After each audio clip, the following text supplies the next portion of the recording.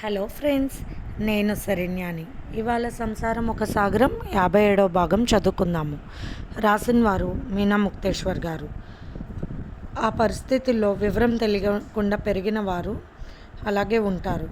కానీ ఎప్పుడైతే తన భార్యను తన జీవితంలోకి ఆహ్వానించాడో ఆ తర్వాత నా తమ్ముడు ఏ తప్పు చేయలేదని వరలక్ష్మి గారు చెబుతుంటే జగపతి గారికి తెలియని దుఃఖంతో కళ్ళు వర్షిస్తూ ఉన్నాయి. ఊరుకోండి నాన్నగారు అంటూ తండ్రి దగ్గరకు వెళ్ళి చెరో పక్క కూర్చుని కళ్ళు తుడిచారు పెద్ద కొడుకు చిన్న కొడుకు.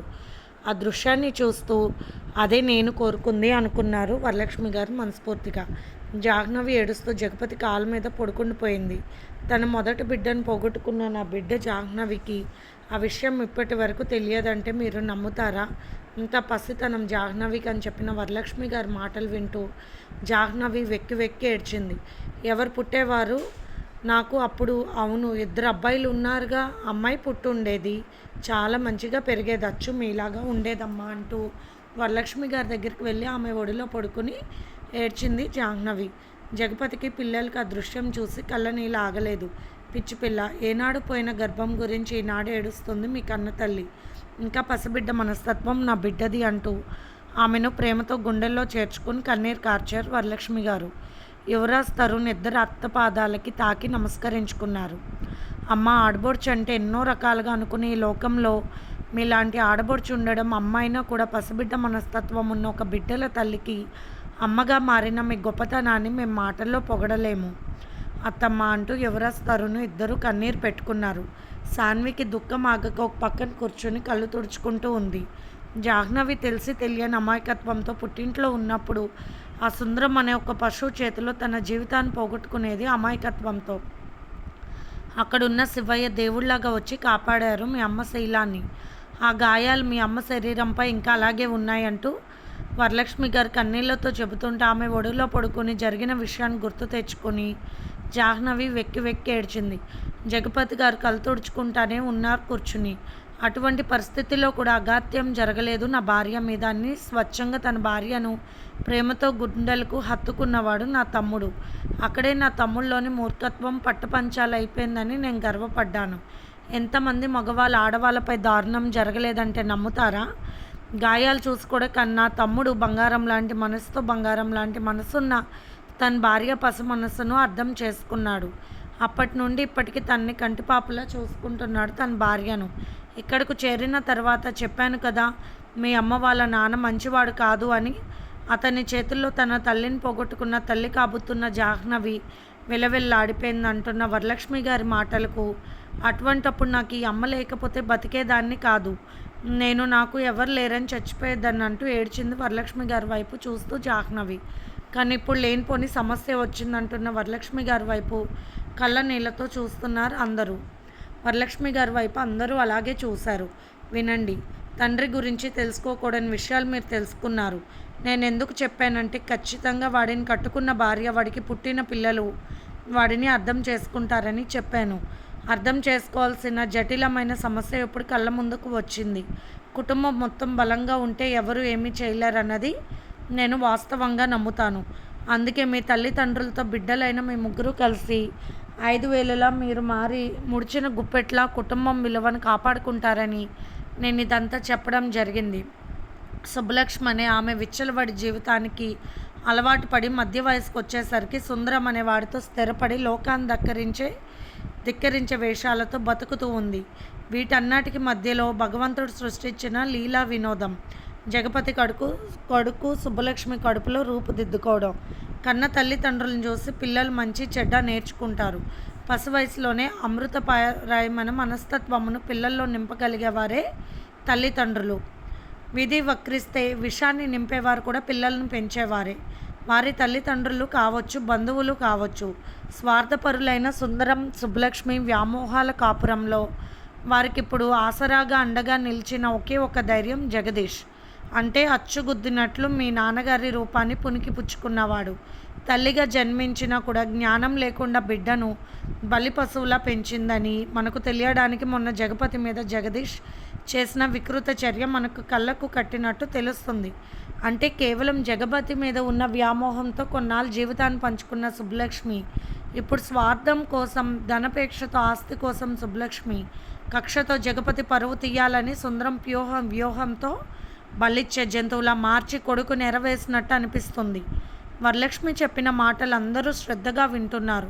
కుటిలమైన ఆలోచన విధానంతో కన్న కొడుకు జీవితాన్ని కూడా తన స్వార్థం కోసం నాటకంగా రూపుదిద్దుతుంది సుబ్బలక్ష్మి.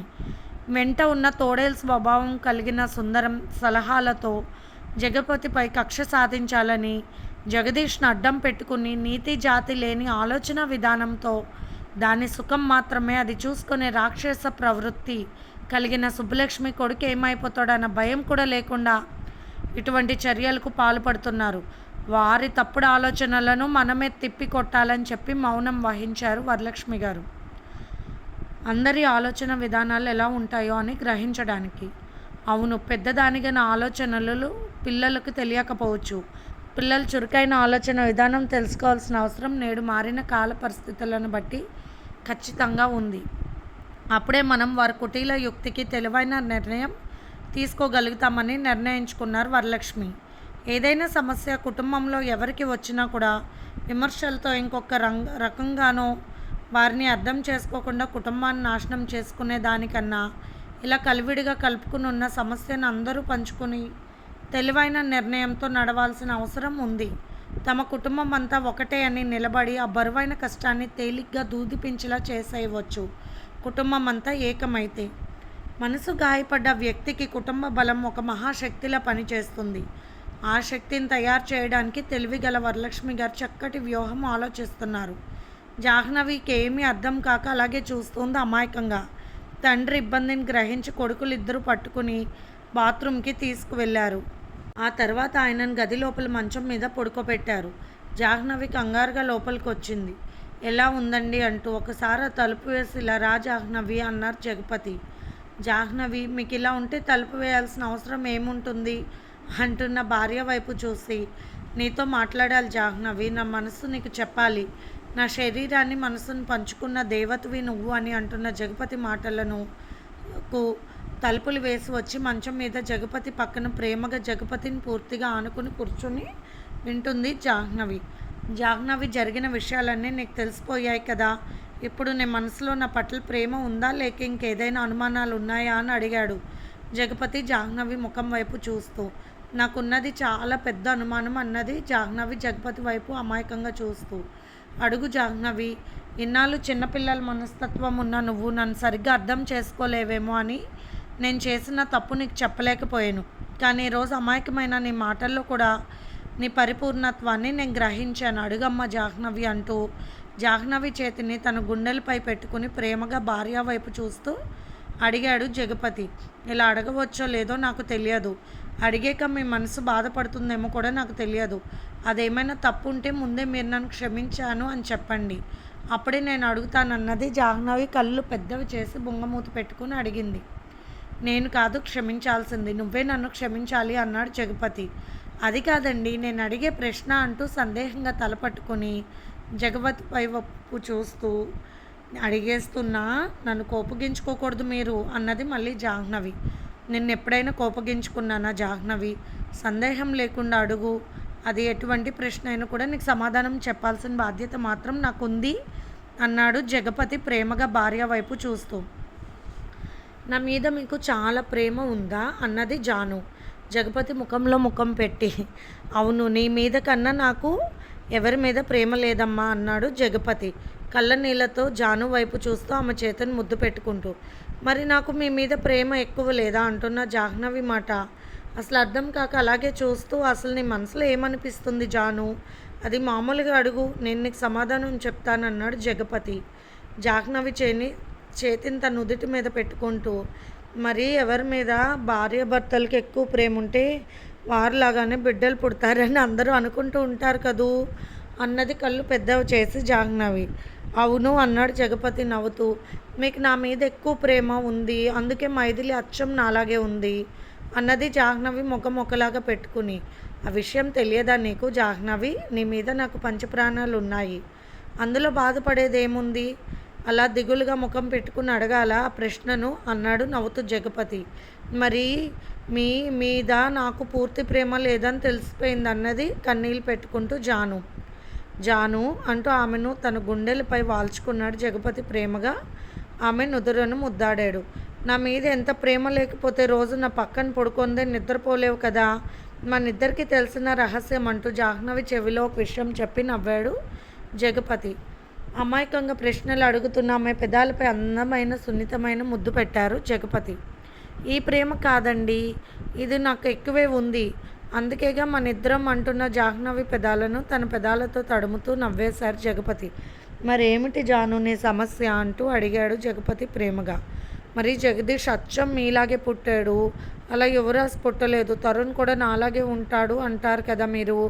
మరి మీకు నా మీద చాలా ప్రేమ ఎక్కువ అని తెలిసిపోయింది, కానీ మీ మీద నాకున్న ఎంత ప్రేమ ఉండడం నిజమే కదా. మరి మీ పోలికలు ఎందుకు పడలేదు పిల్లలకు? మరి మీ మీద నాకున్న కొండంత ప్రేమ ఎలా తెలుస్తుందని బేలగా ముఖం పెట్టుకుని అంటూ ఉన్న జాను మాటకు నవ్వేశాడు జగపతి. సృష్టి చాలా చిత్రమైనది జాహ్నవి. పెద్దవాళ్ళు ముచ్చటగా కొన్ని విషయాలు ఏదేదో అంటూ ఉంటారు, అవన్నీ పూర్తిగా నిజాలు ఎలా అవుతాయి అని నవ్వేశాడు జగపతి. అదేమి కాదు, ఆ మాట నిజం అవ్వటానికి నా కళ్ళ ముందు సాక్ష్యం ఉంది, కానీ నా ప్రేమ నిజం అవ్వటానికి కళ్ళ ముందు సాక్ష్యం లేదే. ఎలా తెలుస్తుంది నాకు మీ మీద ఉన్నంత ప్రేమ అని అడుగుతున్న భార్యను చూసి ఆమె మనసును ఎలాగైనా ఊరట పెట్టాలి అనుకున్నాడు జగపతి. సరే, నువ్వు అన్నది నిజం కావచ్చు. ఒకవేళ ముందుగా మనకి పుట్టకుండా పోయిన బిడ్డకు నీ ప్రేమంతా నిండిపోయి నా పోలికలే వచ్చి ఉండవచ్చు కదా, కానీ తెలియడానికి ఆ బిడ్డ పుట్టలేదు కదా. అది అయి ఉండొచ్చు ఒకవేళ అన్నాడు జగపతి. అమ్మయ్య, ఇప్పటిదాకా నేను అదే ఆలోచిస్తున్నాను. ఆ సుబ్బలక్ష్మికి మీ మీద అంత ప్రేమ ఉందేమో, జగదీష్కి మీ పోలికలు వచ్చాయి, నాకు పుట్టిన వరకే ఎవరికి రాలేదని బాధపడ్డాను. ఇప్పుడు మీరు చెప్పింది నిజం, అదే అవుతుంది. మీరు అన్నది ఎప్పుడూ నిజమే అవుతుంది. ఆ మొదటి బిడ్డకు మీ పోలికలన్నీ వచ్చుంటాయి. ఆ బిడ్డను పోగొట్టుకోవడం కూడా నాకు తెలియదు కదూ.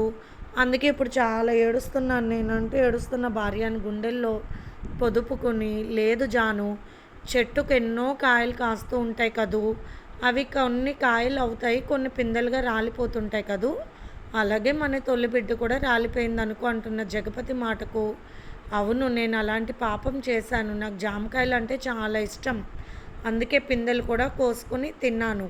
ఆ పాపం వల్ల నా బిడ్డ ఇలా పోయాడేమో అంటున్న జాహ్నవి వైపు చూసి, అయ్యో జాను అంటూ తల కొట్టుకున్నాడు జగపతి నవ్వుతూ. నీకు ఒకటి చెప్పనా జాను, దేవలోకంలో కూడా బంగారు ఫల వృక్షం ఉందంట. నీలాగే దేవతల పిల్లలు కూడా తెలియక అల్లరిగా కోస్తూ ఉంటారంట పిందెలను. దేవలోకంలో ఆ చెట్టుకు కాసే పిందెలు ఎవరో తెలుసా? మనకు పుట్టే పిల్లల్లాంటి వాళ్ళన్నమాట. అలా దేవతలకు సొంతమైంది మన తొలిచూలు బిడ్డ. అంటే ఒక్కసారిగా పుట్టడమే దైవానికి సొంతమైపోయిందనమాట. అప్పుడు చూడు ఎంత పుణ్యమని ముచ్చటగా చెప్పాడు జగపతి. జాహ్నవి ఆనందంగా, నిజమా? అయితే మంచి పని జరిగింది కదూ అన్నది జాను. అవును, అది తలుచుకుని నువ్వెప్పుడు బాధపడకూడదు. అలా బాధపడితే దేవుడికి బాధగా ఉంటుంది కదా అంటున్న జగపతి మాటలకు జాహ్నవి కళ్ళు పెద్దవి చేసుకుని, మరి ఇంకెప్పుడు అలా ఏడవును, సంతోషపడతాను అన్నది నవ్వుతూ.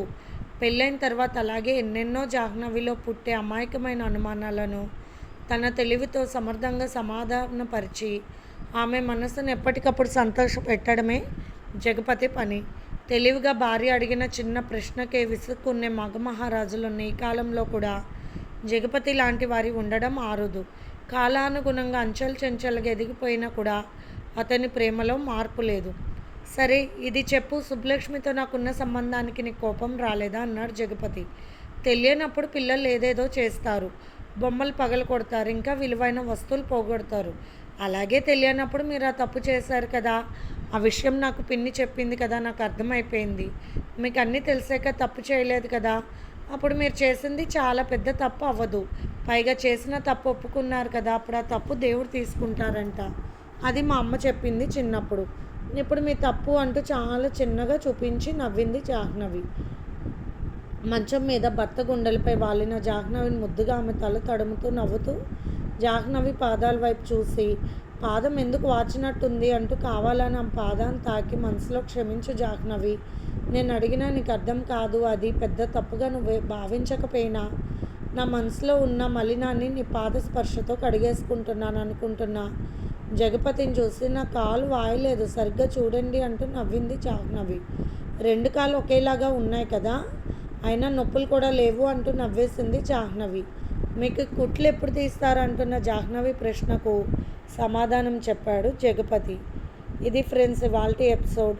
రేపు ఇంకొక ఎపిసోడ్తో మేము ముందుకు వస్తాను. మీకు కనుక స్టోరీ నచ్చితే కనుక లైక్ చేసుకుని, షేర్ చేసుకుని, సబ్స్క్రైబ్ చేసుకోండి.